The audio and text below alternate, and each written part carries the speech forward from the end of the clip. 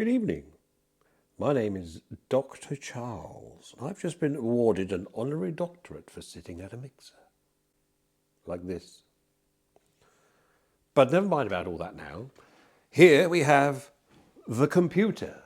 Now this is a Mac, I think. This is a mac and cheese. And today I'm going to be giving you a very quick demonstration of tape delay. Now, it's struck me over the last few decades that a lot of the old ways of processing sounds and effects in audio have been not so much forgotten, but sort of just never learnt by a new breed of producers and engineers and musical people and home producers and all that sort of thing with caps on. And I thought I wanted to just sort of give you a very brief rundown of exactly what's going on when you select your tape delay effect plugin on something like this, which is Logic. So if I firstly I'll just switch it off first, and then I'll just play some notes. I've handily got the piano and the drum tracks linked together, so whenever I play a piano note, I also play a dreadful drum note too.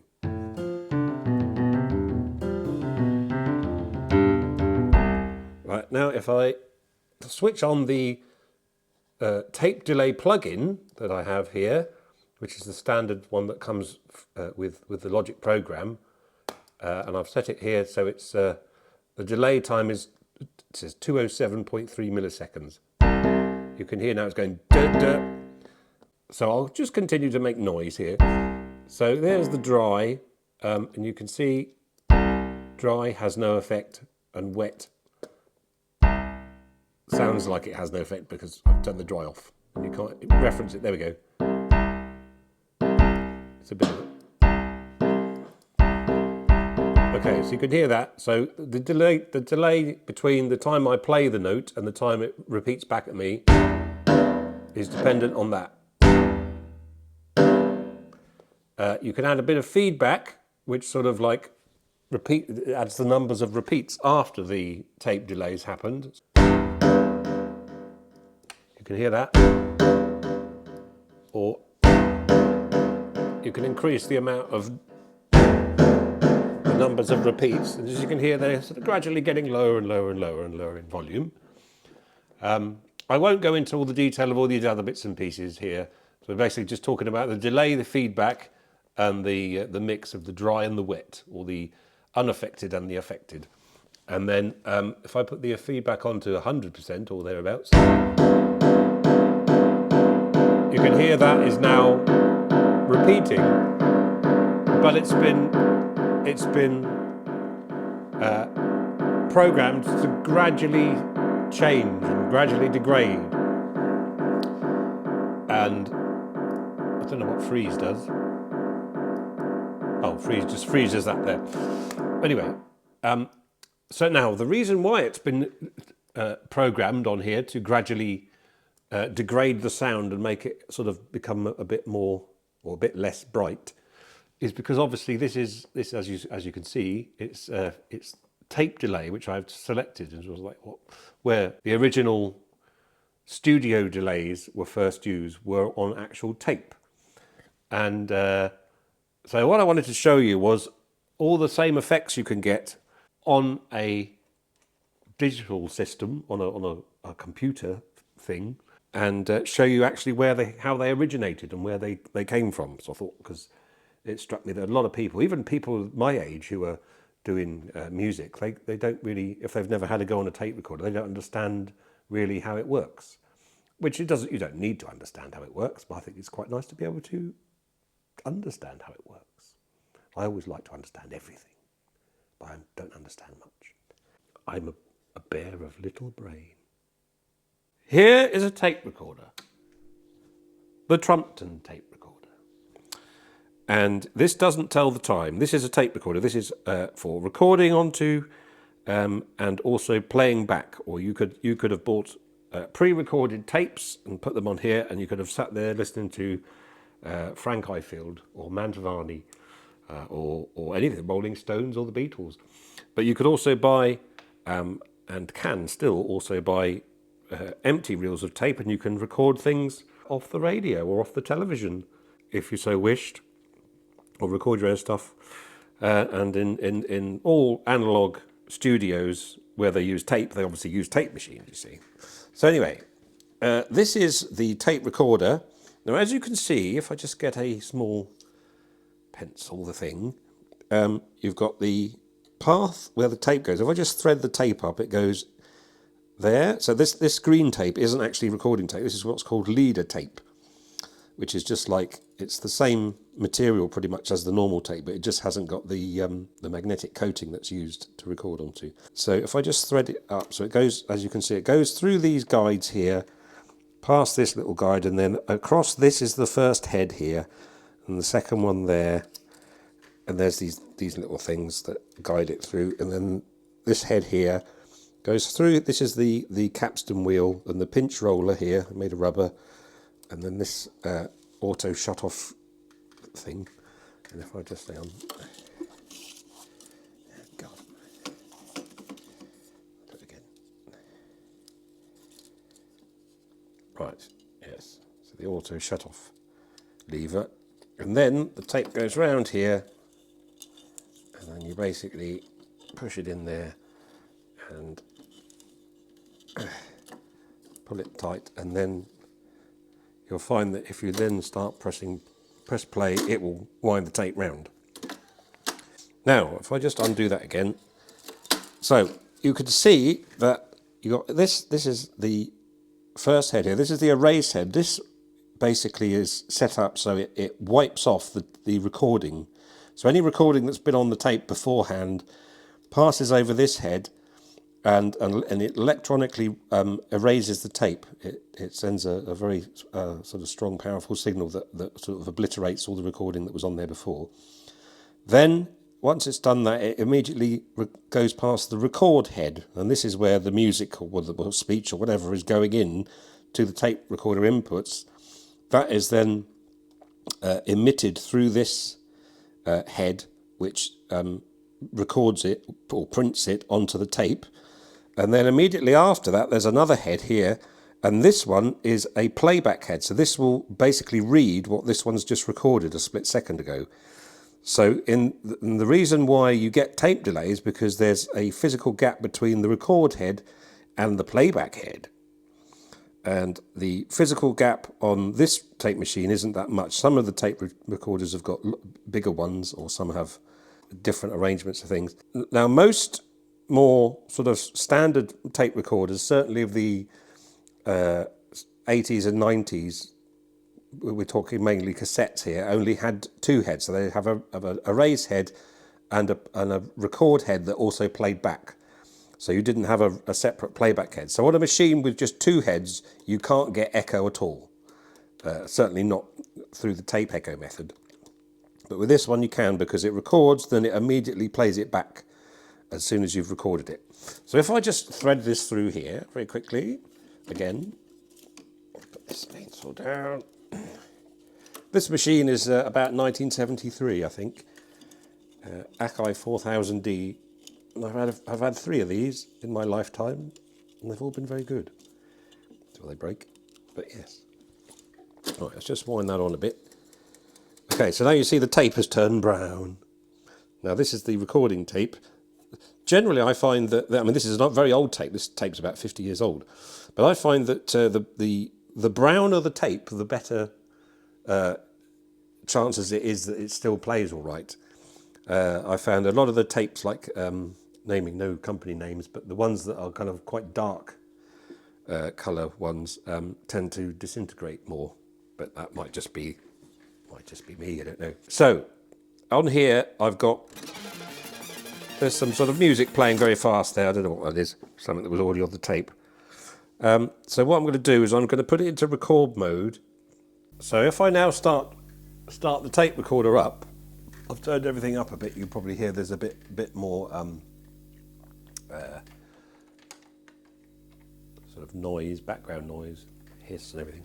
But anyway, so if I'll just sort of play that. And now what I'll do is I've basically routed the output of Logic, the piano and the drum sound, through the mixing console, so it's now feeding into the tape recorder. If you just look on these VU meters here, at the moment it's in the tape monitor mode. If I put it to source monitor, you can see it's coming through there.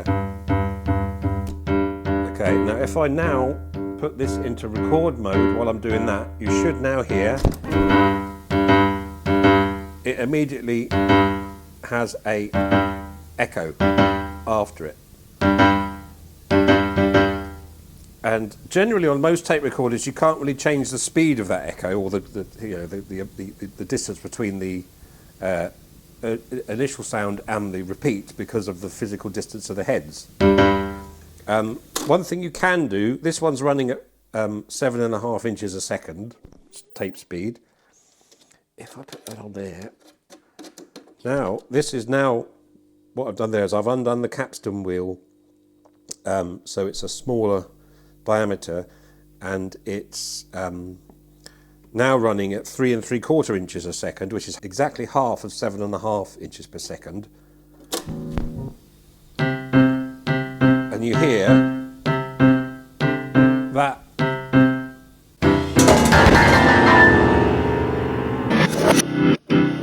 Okay, so you can hear that this is now repeating with a slightly lower speed, but if I put it back up to the high speed, up to 7.5 inches a second, you can hear it instead of...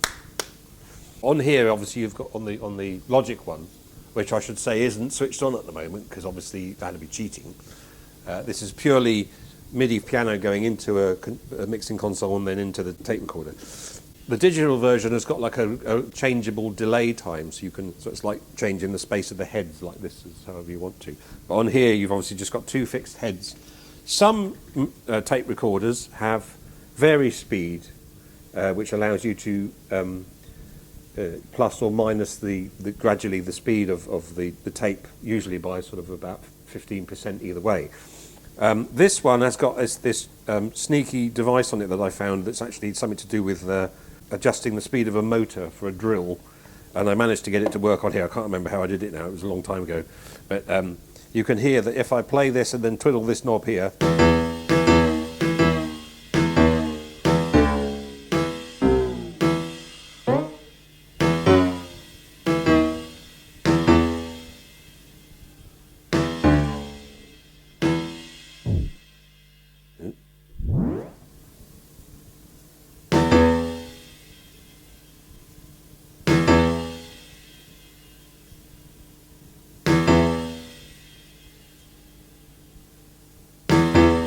so it's gradually getting a little bit slower. The reason why it goes, the pitch is going all over the place, is because it's recording at one pitch and then I'm moving it as it's playing back slightly later, and it's kind of finding it hard to.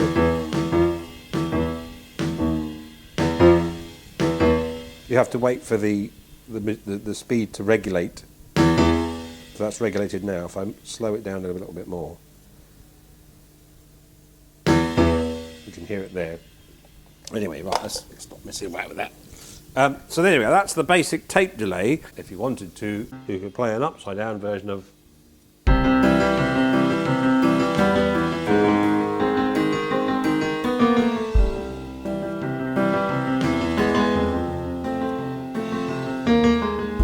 Imagine there's no John Lennon. That's the effect that they had on that record. Now let's just turn the tape machine completely off, switch it off again, and very, very quickly just go back to the... I'll put the Logic delay back on.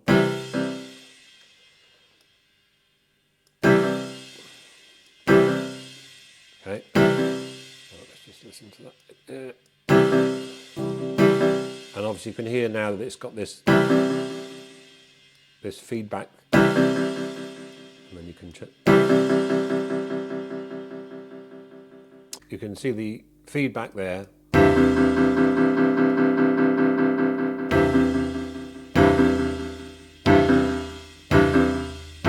that's just giving you a gradual sort of like a delay that decays, that gets quieter.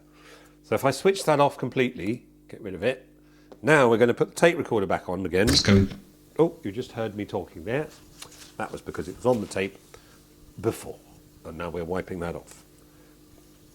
Other thing is with tape recorders, if you record something then wipe it off, you can't get it back again because it's been wiped off. Not like here where you do undo. I used to think about, my friend used to say he'd like to do poo undo, so he'd go to the toilet and then press undo and then he'd do it again. I don't think I'd like to do that, especially not recently. So, what we're going to do here is now we're going to try to get the tape recorder to make that sound of the gradual decaying feedback. And the way that you do that is you allow the tape recorder's record head to hear or to listen to the playback head. So basically create a loop of like a negative feedback, I suppose. Well, not really, yeah. A feedback loop from the playback head back to the record head. So at the moment all that's happening is it's recording at the record head and then reproducing at the playback head. Now, if I go over here, the logic is coming out of these two channels here, and this is where it's sending it to the tape recorder. Now, this is the tape recorder channels on the desk. Okay. Now, I've got these set up, so if I now increase this knob that is sending the auxiliary signal to the tape recorder, so it's basically this here is like the input of the tape recorder. So if I do that, and now and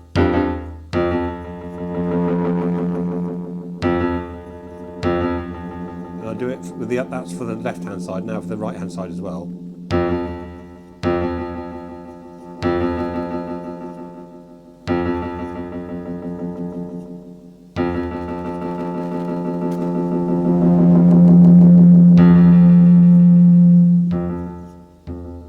So you can see we've managed to create that now by, well, to prove that is what's happening, if I now do this, it stops. You can actually, if it's still in record mode, you can do this as well, which is quite interesting.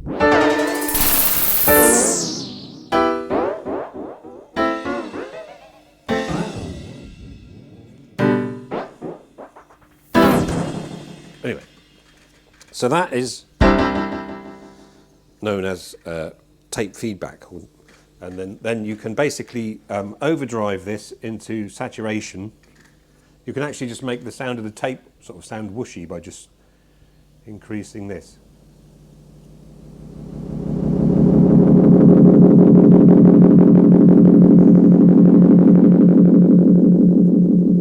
And this is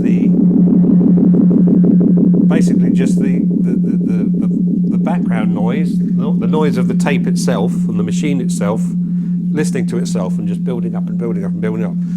You can change the way that the feedback sounds by changing the EQ. So I just turn that down a little bit. So you can make it sort of sound more swooshy by going up like this.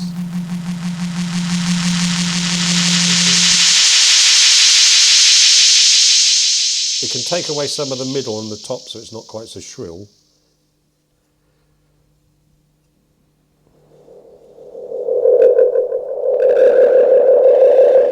Or there.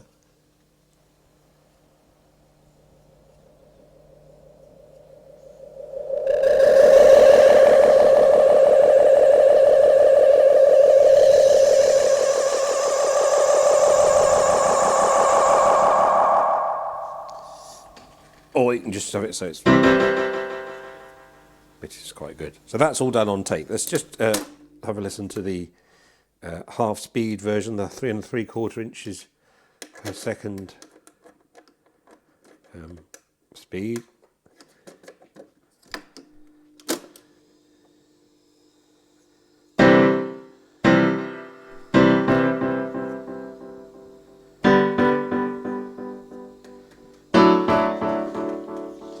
And now, if I twiddle this crap vari-speed thing, you can hear it sort of goes down in pitch and then slows down the echo as well.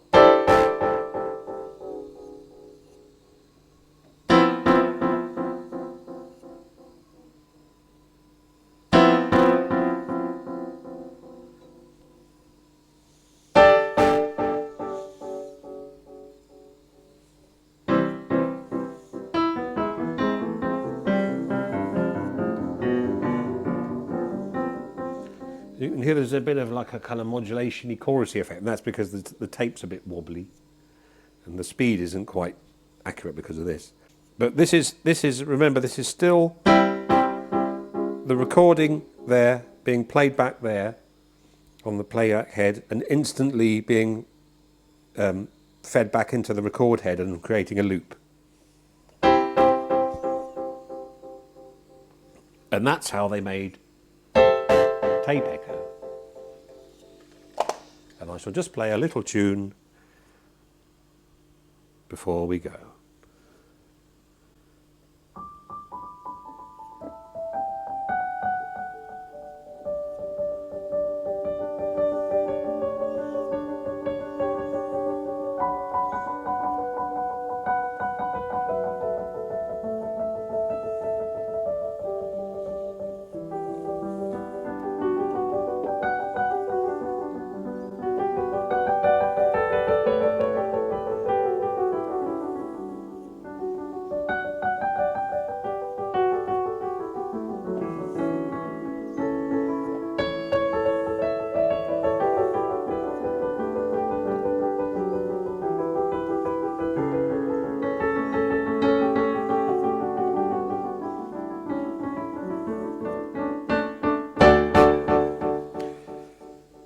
Okay, that was, I just made that up before you ask, and it was called Mac and Cheese, especially for you on the tape recorder. And then if I just wind it round with my finger, you can hear the bit of tape where it was on.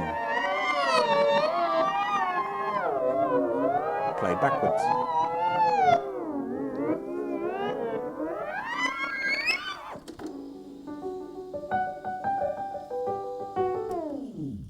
Anyway, that's enough of that now. I'm exhausted.